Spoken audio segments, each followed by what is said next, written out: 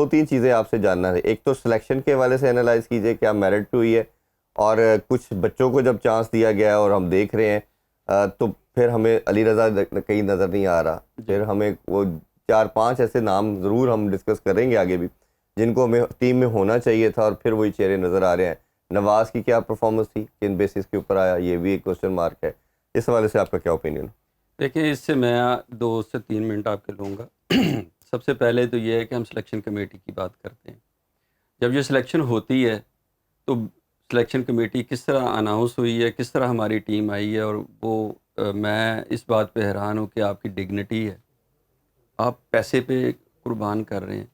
आपको एक पूरे कैरियर के बेस पे कि आप एक अच्छे क्रिकेटर थे, अच्छे अंपायर थे, अच्छे जो भी थे आप, एक आपके पास एक लेगेसी आप कैरी करके आए हैं और फिर आपने उसकी बेस पे आपको किसी ने सिलेक्टर बनाया। आज आपने वो सारा झाड़ू फेर दिया। आप क्या थकी हुई आप कमेटी हैं कि आप पे कोई इतना ही ट्रस्ट नहीं कर रहा है कि चिट्ठी चलें आपको ही बना के दे दे, पढ़ी आपने कम से कम, वो आप पे कोई इतना भी ट्रस्ट नहीं कर रहा। तो यहाँ जब सिचुएशन ये होगी तो वो तो क्वेश्चन भी, सॉरी मैं आपको इंटरप्ट कर रहा हूँ, जब क्वेश्चन भी किया गया, जब अनाउंस किया जा रहा था तो वो पर्ची पढ़ के आप अंदाजा करें, नाम नहीं देखा जा रहा था कि आपसे ये नहीं पता आपको मैचेस कब है, और वो बताना पड़ा कि शाहीन अफरीदी जिसकी हम बात कर रहे हैं वो फास्ट बॉलर है। तो ये सिचुएशन थी। अगली बात ये है कि जब इस किस्म की सिलेक्शन होगी तो आगे देखें ना, आपके पास थोड़ा सा मैं पीछे बात कर दूं, हमने बाबर आजम को निकाल दिया कि जी उसका स्ट्राइक रेट बहुत ख़राब है और वो बिल्कुल एक प्लेयर अच्छा नहीं है। इशू ये नहीं होता।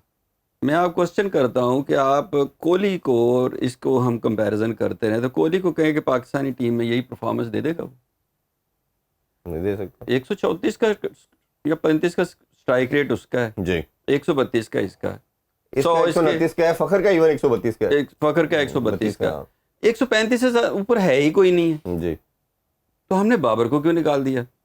इसलिए निकाल दिया कि बाबर जिसकी बात कर रहे थे सेल्फिश खेल रहा था। अब जो मैं बात उसी पे आऊँगा सिलेक्शन पे, कोहली के ऊपर नीचे जो खेलने वाले लोग हैं ना वो सारे 145, 55, 60, 70, 80 के जी। इसकी वजह से कोहली को वहाँ एक गुंजाइश मिलती है खेलने की कि उसको वो फंसता नहीं है, प्रेशर नहीं लेता। अब जो बाबर आजम है वो अगर बारी ले रहा होगा तो उसको पता है कि मेरे नीचे भी नकारा चीज़ें हैं, ऊपर भी नकारा चीज़ें हैं, तो मैं कैसे करूँगा, वो कैसे खेलेगा, वो अपनी जो रेंज ऑफ शॉट है उसको नैरो कर देगा, नहीं खेल तो आपका क्या ख्याल है, रिस्क नहीं लेगा। मैं ज़रा कंप्लीट कर जी जी जी। अच्छा, अब होता क्या है कि हमने उसी तरह ही पहले भी एक कप्तान को फारिग किया है जी। और टीम के ऊपर नीचे हमने नहीं देखा कि ये जो परफॉर्मेंसेज आ रही हैं उसकी बेसिक वजह क्या है। बेसिक वजह ये है कि 100 खुशदिल शाह खेल रहा है, 100 का उसका वो है, 106 का स्ट्राइक रेट है जी। और ये सारे 110, 12, 15, 18, 20 वाले खेल रहे हैं।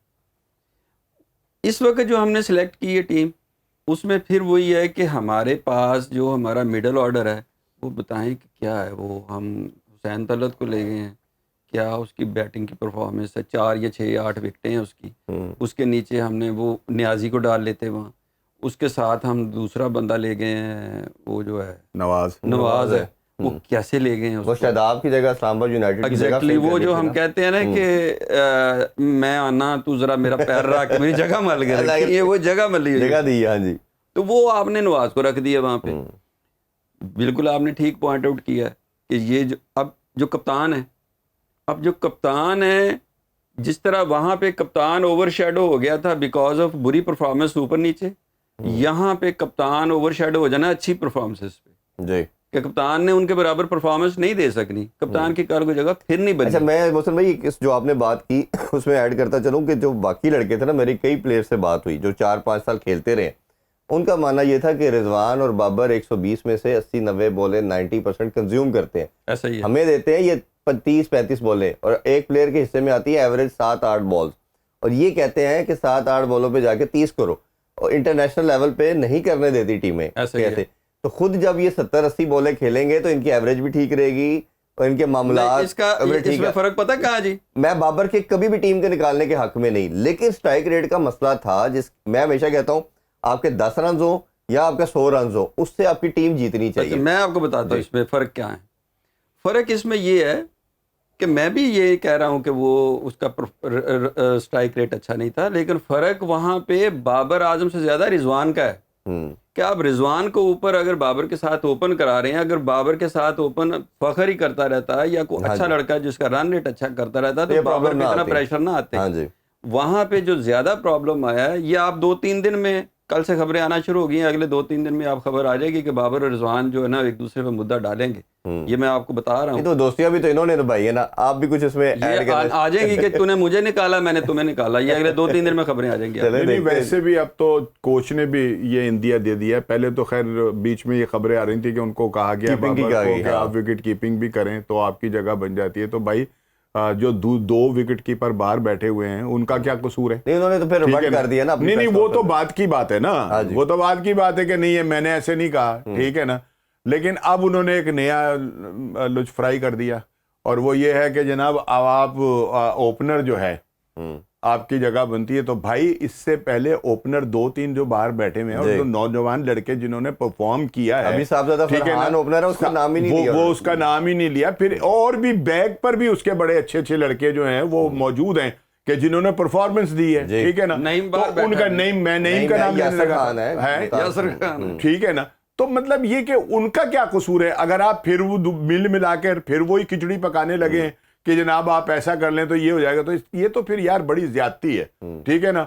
और मेरा ख्याल है कि अब जो जिसको माइक हैसन के मुतालिक हम कह रहे थे कि वो बड़ा दिलेर बंदा है, वो अपने फैसले खुद करता है, अब उसके ऊपर भी जो है ना नजर आ रहा है कि प्रेशर जो है ना वो पूरी तरह से, वरना कोई वजह नहीं थी कि इन 3-4 लड़कों को जो था ना कराची के कैंप के अंदर बुलाया जाता, ठीक है ना। और ये इस बात की निशानदेही है कि ये बहुत बड़ा कोई प्रेशर है जिसकी बिना के ऊपर उनको, वरना वजह बताएं वो है फ्रेंचाइज का प्रेशर है, वही ना, फ्रेंचाइज का भी है और दूसरा भी उनका अपना भी है, आपका बैंड उस तरफ होना, उस आपकी मोहब्बत का यही ना कि मतलब ये कि आपने अचानक उनको बुलाकर अपने टीम के साथ जो है उनको शामिल कर लिया। उनका टीम के साथ प्रैक्टिस करना जो है ना वो भी बहुत असरअंदाज होगा बहुत सारे लड़कों के ऊपर, ठीक है ना। और फिक्रात में मुब्तला होंगे कि यार ये क्या हो रहा है। भाई जो टीम आपने बनाई है उसका कैंप लगना चाहिए था उसमें। बाबर हो गए, ये जो 2-3-4 लड़के आपने बुलाए हैं, इनको जरूरी नहीं था कि उस कैंप के अंदर क्यों बुलाते भाई, वजह क्या थी? और इनका क्या मतलब अब मेयार ये रह गया कि ये आकर कैंपों के अंदर ओडीआई के लिहाज से आगे, अभी तो ओडीआई का भी तो फ्यूचर जो है वो जरा हो गया, वेस्ट इंडीज ने अनाउंस कर दिया